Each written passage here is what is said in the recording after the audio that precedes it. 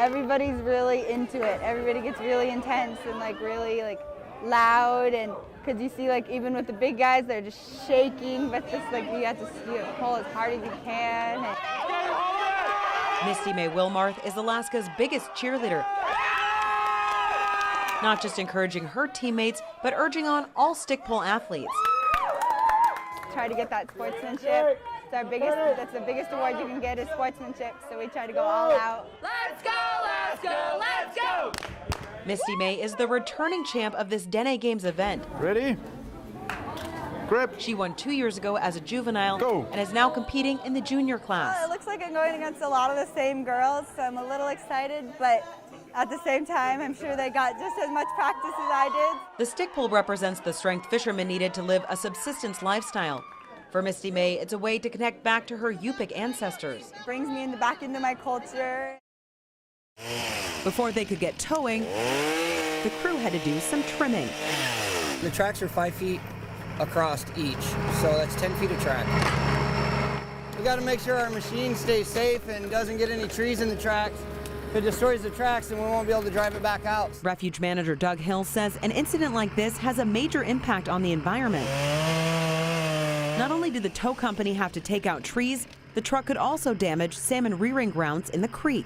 All things considered, we prefer to not have gas and oil. And I mean, if that radiator blows open because it froze, you know, we'd have a bunch of antifreeze in the creek. So it's a lesser of two evils. In case you guys were wondering, it's cold. Off-roading on the refuge is always illegal in a big truck.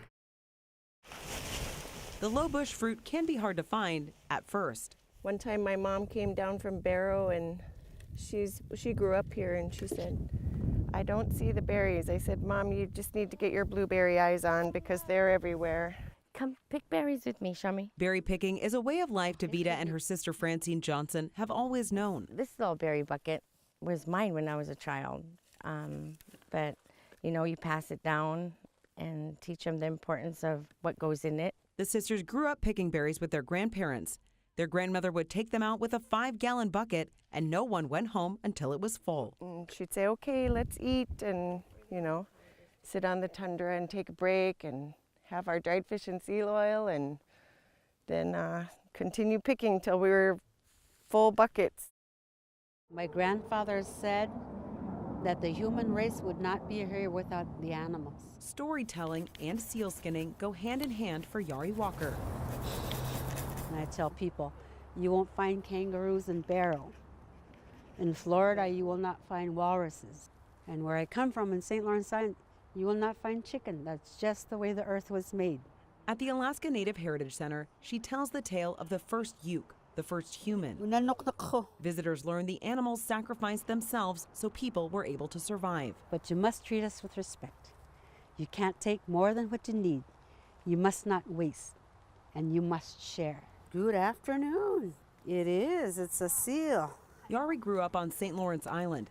It is a seal.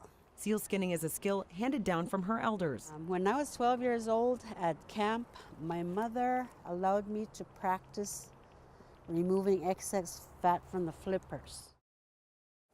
Wow, look at how beautiful. It's the little things in life you don't miss until they're gone. For Donna Erickson, it was spending time with her husband, living their subsistence way of life. It was really, really sad to not be able to cut fish and do things that you love to do and not fill your freezer for the winter. Because cutting fish for hours was too much for a mother past the brink of exhaustion. Logan, look at Mom. Bye. You're busy.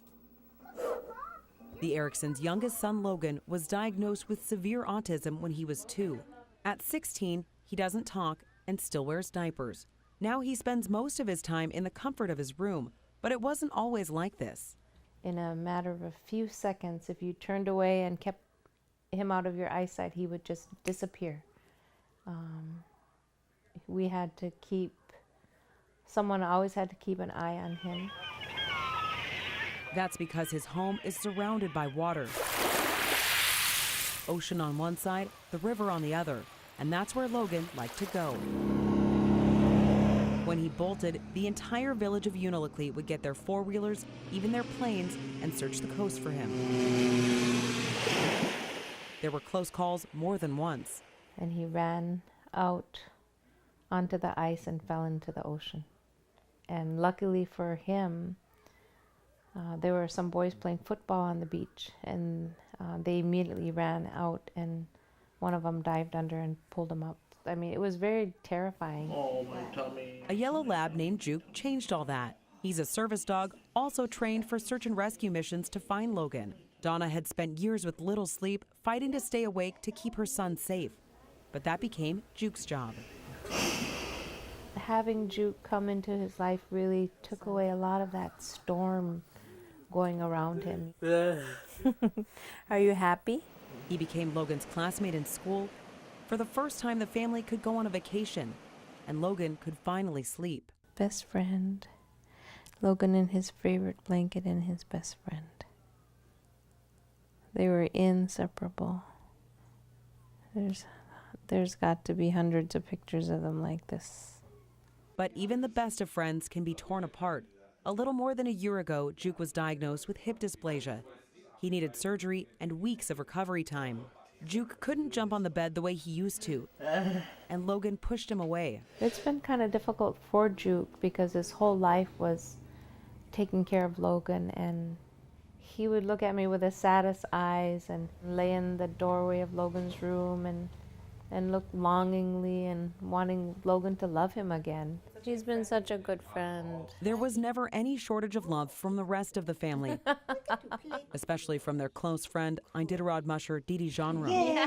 She played an instrumental role in bringing Juke to the village in the first place. How could you not love this? Now she's here to take him home with her. The only thing is I don't want him to be sad.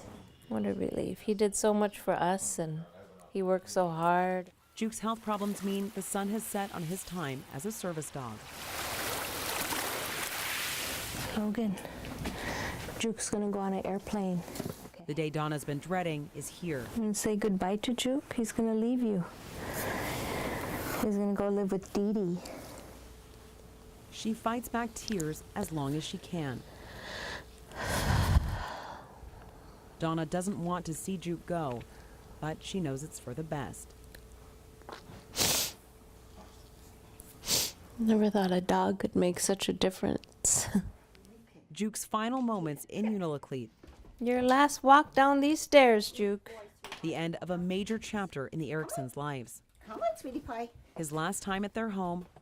Good boy. One more ride in the car. As we started out together getting Juke, and now we're ending together the Juke story with Logan. It's okay. Bye. An ending to one story, Bye, Juke. but the beginning of a new one. Bye, Juke. Good boy. Such a good boy. Such a good boy. Thank you. Juke will live out his golden years with Didi and Willow. Good boy. But Donna will never forget how he changed her family, how he saved them, the little things he did to make their lives brighter in the dark storm of autism.